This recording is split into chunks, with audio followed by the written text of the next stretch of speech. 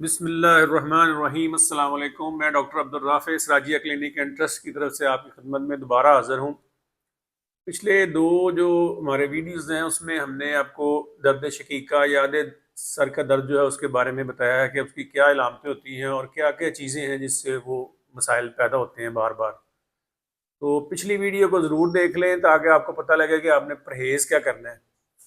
پرہیز کا درجہ جو ہے واجب کا ہے اور علاج کروانا سنت ہے، اس لیے پرہیز تو آپ کو کرنا ہی چاہیے۔ تو آپ سے بڑی مہربانی ہے اگر آپ پرہیز کریں۔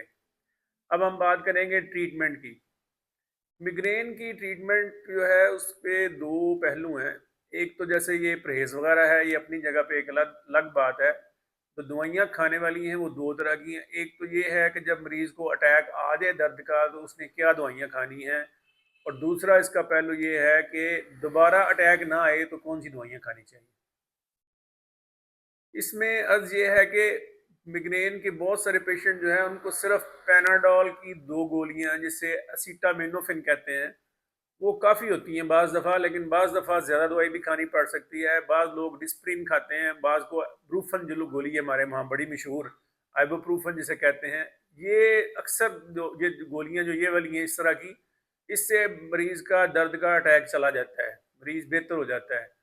لیکن بعض دفعہ اس سے بہتری نہیں آتی تو پھر کچھ مزید دوائیاں بھی ہوتی ہیں وہ کھانی پڑتی ہیں، جیسے ٹرپٹانز وغیرہ ہے، سوما ٹرپٹان وغیرہ جو ہے وہ کھانی پڑتی ہیں، لیکن یہ آپ اپنے ڈاکٹر کے مشورے سے استعمال کریں۔ اس کی ایک مخصوص ڈوز ہوتی ہے اور اس کا کھانے کا ایک طریقہ ہوتا ہے۔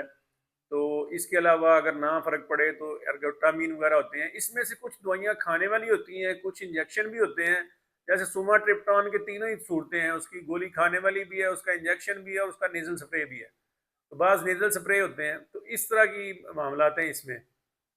تو جو ہمارے پاکستان میں زیادہ تر معاملات ہیں وہ یہیں تک جاتے ہیں کہ بس یہ دوائیاں جو ہے نا یہ دو تین ہی جو ہے کھانے والی ہوتی ہیں، اور دوائیاں اس میں اور بھی بہت ساری ہیں، لیکن ان پہ کافی ایک تو تھوڑا ان کا پاکستان میں شاید ملنا بھی مشکل ہوگا اور اس پریکٹس میں بھی نہیں ہے، تو میں ان کا ذکر ہی نہیں کروں گا۔ یہ دو چار چیزیں جو بتائی ہیں اس پہ تفصیلاً بات کسی وقت کی جا سکتی ہے، لیکن اس میں زیادہ جو ہے نا رول وہ پریونٹیو کا ہے کہ مریض کو اٹیک آئی نہ۔ اب مریض کو اٹیک آ گیا، ہم نے اس کو دو گولیاں پیراسیٹامول کی دے دی ہیں، دو گولیاں پیراسیٹامول کی دے دی، ایک گولی ساتھ بروفن کی دے دی، تو اس کی درد ٹھیک ہو جائے گی انشاءاللہ۔ ساتھ اگر میٹنگ وغیرہ اس کو ہو رہی ہے تو آج کل میٹوکلوپرامائڈ جو بڑی اچھی دوائی ہے الٹیاں روکنے کے لیے وہ دے دیں سمپل، تو مریض کا اٹیک اکثر ٹھیک ہو جاتا ہے۔ اگر نہ ٹھیک ہو تو پھر سوماٹرپٹان دے دینی چاہیے 2 گھنٹے کے اندر اندر ہی۔ تو ویسے تو کوشش کرنی چاہیے کہ شروع میں دے دیں، جو لوگ جو پہلے مریض ہیں وہ اپنے ڈاکٹر کے مشورے سے کھائیں، ویڈیو کو دیکھ کے کوئی دوائی استعمال نہ کریں۔ اب اگلا سوال ہے کہ مریض کو آئندہ اٹیکس روکنے کے لیے کون سی دوائیاں دی جائیں گی۔ ایسی دوائیاں جو اٹیک روکنے کے لیے دی جاتی ہیں وہ مختلف گروپ سے تعلق رکھتی ہیں۔ کچھ دوائیاں ایسی ہیں جو بیسیکلی دل کے مریض یا بلڈ پریشر کے مریض کھاتے ہیں، جن کو بیٹا بلاکرز کہتے ہیں۔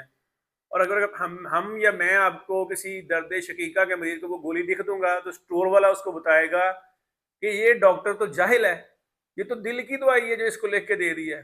پھر جو دوسرا گروپ ہے وہ ایسی دوائیوں کا جو ڈپریشن میں استعمال ہوتی ہیں، ٹرائی سائیکلک اینٹی ڈپریسنٹس ہیں، وہ لکھ کے دے گا، وہ کہے گا لے جی ڈاکٹر کو صاحب تو پتہ ہی کو نہیں، پتہ نہیں کہاں سے پڑھ کے آ گئے ہیں۔